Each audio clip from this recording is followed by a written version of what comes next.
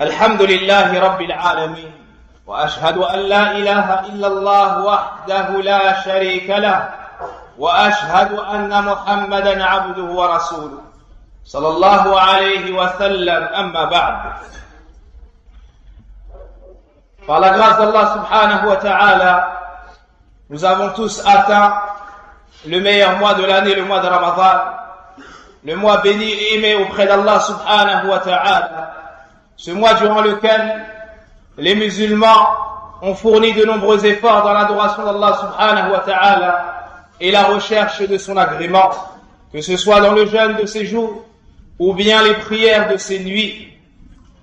Mais il y a un point très important qu'il nous faut toujours avoir présent à l'esprit et dans nos cœurs. Ce point important est que l'effort, certes, durant le mois de Ramadan, a la plus grande importance, mais que l'effort dans l'adoration d'Allah subhanahu wa ta'ala, sa soumission et la recherche de son agrément ne s'arrêtent pas de par le départ du mois de Ramadan, mais il doit plutôt continuer, et cela tout au long de l'année et tout au long de la vie de l'homme. Car certes, si Allah Azza wa Jal est le Seigneur du mois de Ramadan, c'est également le Seigneur du mois de Shawwal, et également le Seigneur du mois ou bien de l'ensemble des mois de l'année. Ainsi Allah subhanahu wa ta'ala nous ordonne la continuité et la régularité dans son adoration et son obéissance dans plusieurs versets du Coran. Il nous dit subhanahu wa ta'ala, selon la traduction des sens de ce verset, et adore ton Seigneur jusqu'à ce que la certitude te vienne, c'est-à-dire la mort. Et dans un autre verset, toujours selon la traduction des sens de celui-ci, ô vous qui avez cru, craignez Allah d'une crainte véritable et veillez à ne mourir qu'en pleine soumission, c'est-à-dire soyez constants dans l'adoration d'Allah et préparez-vous à sa rencontre à chaque instant, à chaque moment, en prenant vos provisions, en lui obéissant et en s'éloignant de sa désobéissance. Et certes, le mois de Ramadan est une école remplie d'enseignements et de leçons. Parmi ces enseignements et ces leçons, qui doivent être des provisions pour nous les musulmans tout au long de l'année et nous aider à faire des efforts tout au long de l'année, le fait de savoir que le jeûne et le fait de s'abstenir de manger, de boire et de ce qui annule le jeûne, ça c'est le jeûne du mois de Ramadan.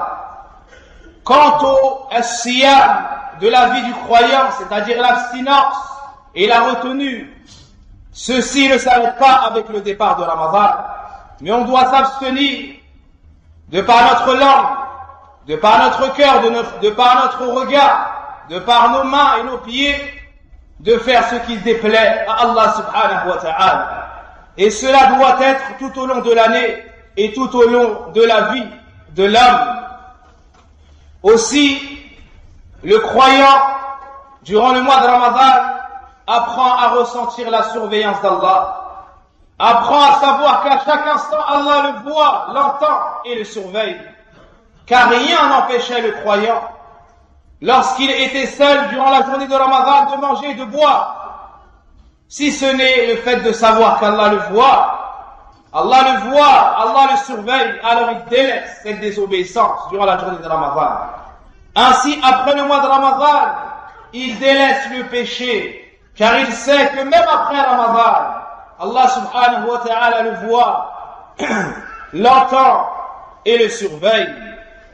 Ainsi, le croyant apprend al-ihsan, l'excellence de l'adoration d'Allah Azza wa Jal, et à savoir qu'Allah le voit et le surveille à chaque instant.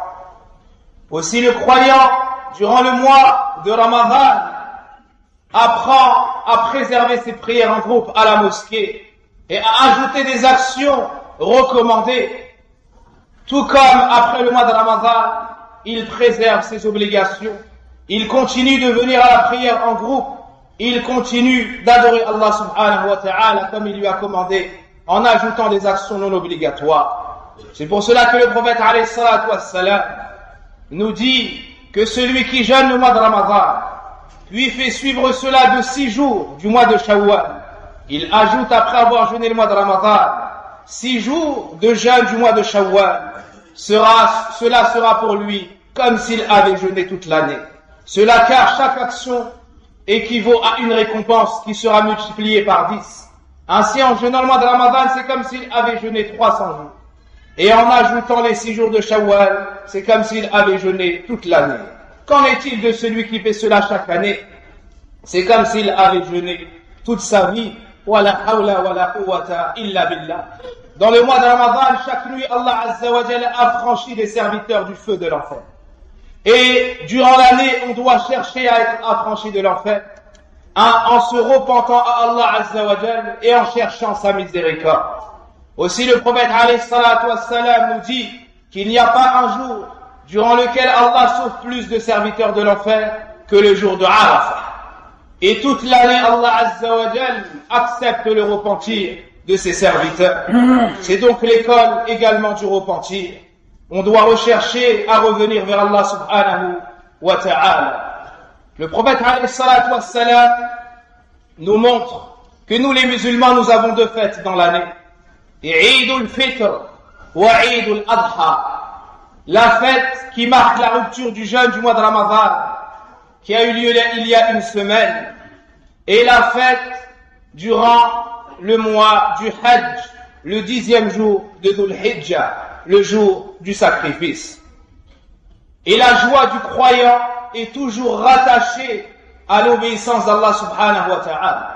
Remarquez que ces 2 jours de fête ont lieu après 2 grandes adorations. La première est un pilier de l'islam, le jeûne du mois de Ramadan, Eid al-Fitr. Et la deuxième est également un pilier de l'islam, Al-Hajj, lorsqu'il y a Eid al-Adha. Et le croyant se réjouit, et il n'y a pas une chose qui le réjouit plus que le fait de se réjouir de l'adoration d'Allah Azza wa Jalla. Et la joie du croyant n'est pas comme la joie de l'autre. La joie du croyant est rattachée à l'obéissance d'Allah Azza wa Jalla, est rattachée à la joie du fait d'avoir adoré Allah, d'avoir jeûné Ramadan, est rattachée au fait de s'être soumis et d'avoir obéi à son Seigneur. Et il n'y a pas une chose qui réjouit plus le croyant que son Seigneur subhanahu wa ta'ala. Il se réjouit de la Seigneurie d'Allah, d'avoir comme maître, comme créateur et comme Seigneur unique Allah subhanahu wa ta'ala, le maître des mondes.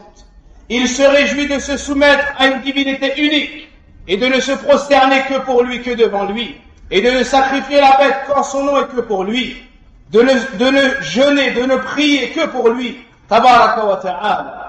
Il se réjouit de savoir que son Seigneur a la perfection absolue. Il se réjouit des noms d'Allah et de ses attributs.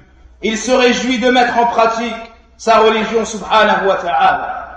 Et parmi les choses qui réjouissent le plus le croyant, c'est le fait de se corriger et de délaisser les péchés. Après avoir délaissé les péchés dans le mois de Ramadan, il fête cela Yawm al-Eid. Et comment est-ce qu'il pourra ne pas se réjouir de la sorte alors qu'Allah Azza wa Jal lui-même yafrahu bi tawbati abdihi. Allah se réjouit du repentir de son serviteur, encore plus que l'un d'entre nous qui était dans un désert avec sa monture, sur laquelle il y a sa nourriture et sa boisson, puis il la perd. Alors il se met à l'ombre d'un arbre en attendant la mort.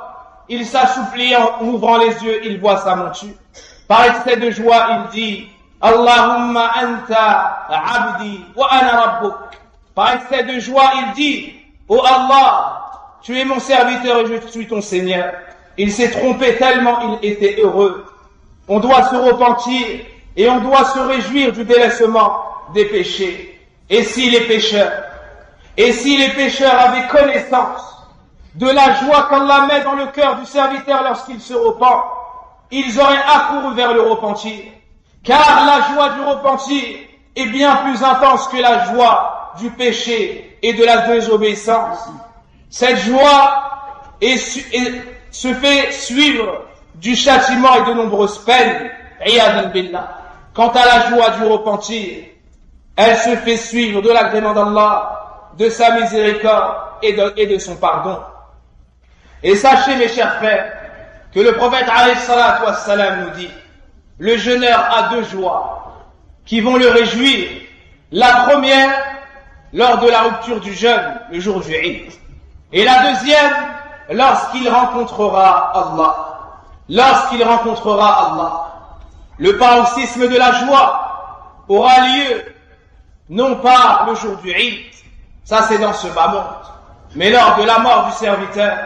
Allah subhanahu wa ta'ala lui enverra des anges qui vont descendre sur lui et se succéder les uns après les autres pour lui dire Allah takhafu wa la tahzanu, ne soyez pas tristes, n'ayez pas peur et ne soyez pas tristes, n'ayez pas peur de ce qui vous attend, vous avancez vers le pardon d'Allah, sa miséricorde et son paradis. Ne soyez pas tristes d'avoir délaissé vos familles, c'est Allah Azza wa Jal qui les préservera. Inna alladhina qalu rabbuna Allah thumma istaqamu tatanazzalu alayhim al-malaikatu an la takhafu wa la tahzanu wa abshiru bil jannati allati kuntum tu'adun. Nahnu awliya'ukum fil hayati ad-dunya wa fil akhirah wa lakum fiha ma tashtahi anfusukum wa lakum fiha ma tad'un nuzulan min ghafurir rahim. Tout comme le croyant se réjouissait d'avoir jeûné et d'avoir adoré Allah dans ce bas monde, au moment de mourir, il aura une joie très intense lorsque les anges vont descendre sur lui pour le tranquilliser, pour l'apaiser et lui annoncer la bonne nouvelle du paradis. Ensuite, le croyant aura une autre joie lorsque son âme va sortir et que l'ange de la mort va la faire sortir avec les anges de la miséricorde. Cette âme aura une bonne odeur et les anges vont venir tous pour la prendre les uns après les autres et monter avec elle au premier ciel jusqu'au deuxième et ainsi de suite. Et ils feront ces éloges. Quelle est cette bonne âme? Elle aura la meilleure des odeurs. Et ils auront des kafans du paradis. Et ils monteront avec cette âme. Et au final, on renverra cette âme dans sa tombe. À ce moment-là, une deuxième grande joie, lorsque deux anges lui viendront, le feront s'asseoir et lui demanderont trois choses. Man Rabbuk, qui est ton Seigneur? Il répondra Rabbi Allah, mon Seigneur est Allah. Ma dinu, quelle est ta religion? Il répondra Dini al-Islam, ma religion c'est l'Islam. Et ensuite on lui dira وماذا تقول في هذا الرجل الذي بعث فيكم فيقول هو محمد رسول الله صلى الله عليه وسلم فيقال له وكيف علمت ذلك فيقول قرأت الكتاب ربي وصدقت به وآمنت به. On lui dira comment tu sais que c'était Mohammed le messager d'Allah? Il répondra j'ai lu le livre d'Allah et j'ai cru. Alors on entendra une voix dire An sadaqa abdi, mon serviteur a dit la vérité, tapissez sa tombe du paradis, ouvrez-lui une porte vers le paradis et faites-lui parvenir une odeur du paradis et il verra sa place chaque jour au paradis, sa place qu'il attendra dans l'au-delà. Et à ce moment-là il aura une joie que personne ne peut imaginer. À ce moment-là, il aura une joie que personne ne peut imaginer. Puis une troisième joie, lorsque lui viendront les délices de la tombe. Lorsque lui viendront les délices de la tombe chaque jour et chaque nuit. Puis une quatrième joie lorsqu'il sera ressuscité. Lorsqu'il sera ressuscité pour comparaître devant Allah subhanahu wa ta'ala et qu'il sera mis sous l'ombre du trône d'Allah tabaraka wa ta'ala. Puis une cinquième joie lorsqu'il y aura le jugement d'Allah tabaraka wa ta'ala qui le mettra sous ça, qui le couvrira et qui lui fera reconnaître ses péchés, puis qui lui dira Satartuha laka fid dunya wa ana aghfiruha laka al-yawm. Allah lui dira subhanahu wa ta'ala suite au jugement, je t'ai couvert tes péchés dans ce bas monde et je te les pardonne aujourd'hui. Alors il aura une sixième joie lorsqu'on lui rendra son livre de sa main droite, lorsqu'on lui remettra ses feuillets de sa main droite. Il dira Harum qara'u kitabiyah إني ظننت أني ملاق حسابية فهو في عيشة راضية في جنة عالية قطوفها دانية كلوا واشربوا هنيئا بما أسلفتم في الأيام الخالية. On lui rendra son livre de sa main droite et il ira avec précipitation près de sa famille et il dira regardez mon livre. Il annoncera la bonne nouvelle de sa réussite. Ensuite il aura une septième joie lorsqu'il va traverser As-Sirat, lorsqu'il va traverser le pont et qu'Allah Azza wa Jal va lui donner sa lumière. Il aura une huitième joie lorsqu'il va boire du bassin du prophète alayhi salatu wassalam. Ensuite il aura une neuvième joie lorsqu'il va atteindre la porte du paradis. Ensuite il aura une neuvième joie lorsqu'il va voir le prophète sallallahu alayhi wa sallam dépasser tout le monde et il sera celui qui frappera à la porte du paradis. Ensuite, il aura une 9e joie lorsqu'on lui dira Udkhulul Jannah, entrez au paradis. Il aura une 9e joie lorsqu'on lui dira entrez au paradis. Et tout ce que vous avez entendu, mes chers frères, n'est rien devant la joie qu'il aura au paradis. Et on finira sur 2 joies qui sont les plus grandes joies qu'aura. Ensuite, le croyant dans le paradis aura de nombreuses joies. Lorsqu'on va, avant cela, sacrifier la mort, et on dira, oh vous, on va apporter un bélier, et on va dire, oh vous les gens du paradis, est-ce que vous reconnaissez cela? Ils diront, oui, c'est la mort. Et on va dire, oh vous les gens de l'enfer, est-ce que vous reconnaissez cela? Ils vont dire, oui, c'est la mort. Alors la mort sera sacrifiée. Et on dira, oh vous les gens du paradis, vous avez à vivre et ne plus jamais mourir. Et oh vous les gens de l'enfer, vous avez à vivre et ne plus jamais mourir. Alors que les gens du paradis seront au paradis, en train de se délecter de ces délices, de ces plaisirs, auprès des leurs, au sein de leur famille. Allah subhanahu wa ta'ala, Rabbul Izzati wal Jabarut, les appellera et dira Ya Ahl al-Jannah. Il dira, oh vous les gens du paradis, voulez-vous une chose que je vous ajoute? Est-ce que vous êtes satisfaits? Et ils répondront, Ya Rabbana, ô notre Seigneur, comment est-ce qu'il pourra en être autrement? Comment ne pas être satisfait alors que tu as blanchi nos visages, alors que tu nous as sauvés de l'enfer, alors que tu nous as accordé le paradis et que tu nous as donné ce que tu n'avais jamais donné à une de tes créatures parmi les mondes? Il dira, je vais vous ajouter une chose. Il dira, je vais vous ajouter une chose. Uhillu alaykum ridwani wa la askhatu alaykum abada. Je vous accorde mon agrément et je ne serai plus jamais en colère contre vous. Et je ne serai plus jamais en colère contre vous. Voici un des plus grands bienfaits d'Allah sur ses serviteurs. Et la plus grande joie que personne ne peut imaginer entrera en lui à ce moment-là. Et il y a une joie qui est au-dessus de celle-ci, mes chers frères. Et il y a une joie qui est au-dessus de celle-ci. Le prophète alayhi salatu wassalam nous dit, alors que les gens du paradis seront au paradis, dans les délices, Allah subhanahu wa ta'ala les appellera, ô vous les gens du paradis, et ils répondront, oui, ô notre Seigneur, nous répondons à ton appel.